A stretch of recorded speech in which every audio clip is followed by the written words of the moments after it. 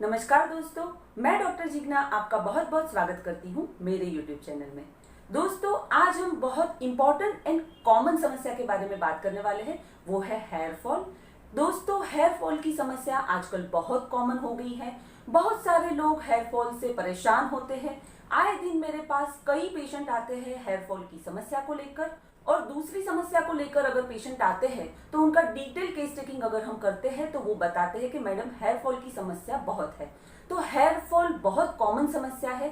तो ये hair fall होता क्या है, किन किन कारणों की वजह से होता है, कौन से लक्षण उसमें होते हैं, साथ ही साथ में कौन सी होम्योपैथिक मेडिसिन से आप उसे क्योर कर सकते हैं, और हेयर की केयर आप कैसे करें, प्रिवेंटिव टिप्स के बारे में भी आज हम बात करने वाले हैं। तो ये सेशन आपके लिए बहुत ही ज्यादा इंपॉर्टेंट, बेनिफिशियल एंड इंफॉर्मेटिव होने वाला है। तो चलिए दोस्तों शुरू करते हैं।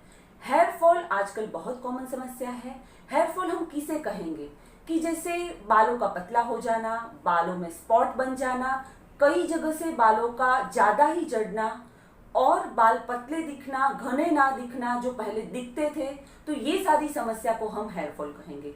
हेयर फॉल किसे कहेंगे, तो जैसे 50 से 100 बाल हर दिन झड़ते हैं, तो ये कॉमन है। अगर आपके बाल 50 से 100 झड़ते हैं पर साथ ही साथ में रीजनरेट भी होते हैं, यानी कि पुराने बाल झड़ते रहना और नए बाल आते रहना, तो ये बॉडी का एक मैकेनिज्म है।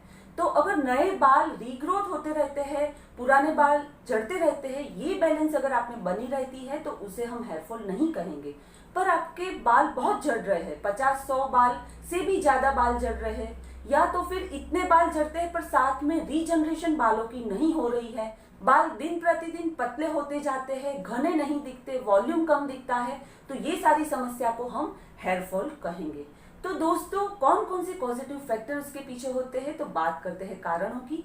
सबसे पहले उसका पॉजिटिव फैक्टर है, आजकल के जमाने में देखा जाता है, वो न्यूट्रिशन। न्यूट्रिशन डेफिशिएंसी से हेयर फॉल होना ये बहुत कॉमन है। आयरन की डेफिशिएंसी है, विटामिन डी की डेफिशिएंसी है, अगर आप डाइट में प्रोटीन कम ले रहे हैं तो इन कारणों की वजह से भी आपको हेयर फॉल हो सकता है। दूसरा रीजन है कि हार्मोनल इम्बैलेंस। महिलाओं में अगर पीसीओडी है, इरेगुलर पीरियड है, हाइपोथायराइड है, तो ये सारी समस्या की वजह से भी हेयर फॉल होना कॉमन बात है। हार्मोनल चेंजेस से भी हेयर फॉल होते हैं, जैसे प्रेगनेंसी है, लैक्टेशन है, तो ये फेज ऐसा होता है कि उसमें भी बाल झड़ना कॉमन होता है। अगर कोई कैंसर पेशेंट है, केमोथेरापी, रेडिएशन चल रहे हैं, तो भी उनमें हेयर फॉल होता है। स्ट्रेस भी बहुत एक बड़ा फैक्टर है आजकल के जमाने में। स्ट्रेसफुल लाइफ आप जी रहे हैं, बहुत ज्यादा आप स्ट्रेस ले रहे हैं, तो भी आपके बाल झड़ सकते हैं। और हेरिडिटी भी एक फैक्टर है, जेनेटिक, जैसे आपके पेरेंट्स में, ग्रैंड पेरेंट्स में बालों का कम होना, गिरना, ये कॉमन समस्या है। हेरिडिटी में अगर है तो आप में भी ये हो सकता है। तो फ्रेंड्स, ये थे पॉजिटिव फैक्टर। चलिए बात करते हैं होम्योपैथिक मेडिसिन की। आज मैं आपको ऐसा एक्सटर्नल एप्लीकेशन बताने वाली हूँ जिसको यूज करने से आपके बाल बहुत ही कम झड़ेंगे, नहीं के बराबर झड़ेंगे, और जहां पे रूट उसके डेड हो चुके हैं, जहां से रीजनरेशन नहीं हो रही है, तो वहां भी बाल आना शुरू हो जाएंगे। बोकोपा मदर टिंचर, बोकोपा मुनेरी मदर टिंचर या बोकोपा क्यू, वो आप 100 ml ले ले। दूसरी है जेबोरैंडी क्यू, उसको भी आप 100 ml ले ले। दोनों ही मदर टिंचर को आप इक्वल अमाउंट में मिला ले किसी बड़ी ड्रॉपर वाली बॉटल में, उसको मिलाकर रख ले, और आप कोकोनट हेयर ऑयल या फिर जैतून का या ऑलिव ऑयल या फिर कलौंजी का तेल, कोई भी हेयर ऑयल आप ले ले। आप बालों में जितना तेल यूटिलाइज एक बार में करते हैं उतना हेयर ऑयल आप एक बाउल में ले ले, और उसमें 25 ड्रॉप्स ये जो मदर सॉल्यूशन है बोकोपा एंड जेबोरैंडी का बनाया हुआ, उसके 25 ड्रॉप आप उसमें डाल दें, और अच्छे से उसको मिक्स करके आप स्काल्प में अप्लाई कर दें। उसे 8 से 10 घंटा ऐसे ही छोड़ दें। ओवरनाइट आप अप्लाई कर सकते हैं, और दूसरे दिन आप बालों को वॉश कर ले। अगर आप 2 दिन रखना भी चाहते हैं तो भी ये जो सॉल्यूशन आपने अप्लाई किया है वो बालों में रहने दे सकते हैं। तो ये बहुत इफेक्टिव मेडिसिन है, एक्सटर्नल एप्लीकेशन है, जिससे आपके बाल बहुत हद तक झड़ना बंद हो जाएंगे, और बाल पतले हो गए हैं, रीजनरेशन नहीं हो रही है, रीग्रोथ नहीं हो रही है, रूट्स उसके डेड हो चुके होते हैं तो वहां पे भी बाल आना शुरू हो जाएंगे। तो ये होम्योपैथिक एक्सटर्नल एप्लीकेशन बहुत इफेक्टिव है बालों के लिए। यहाँ पे मैं आपको थोड़ी सी टिप्स भी देना चाहूंगी कि बालों की केयर आप कैसे करें, हेयर की केयर कैसे करें। तो सबसे पहले आप अगर बाल वॉश करते हैं तो वो ड्राई हेयर वॉश करते हैं तो वो ना करें।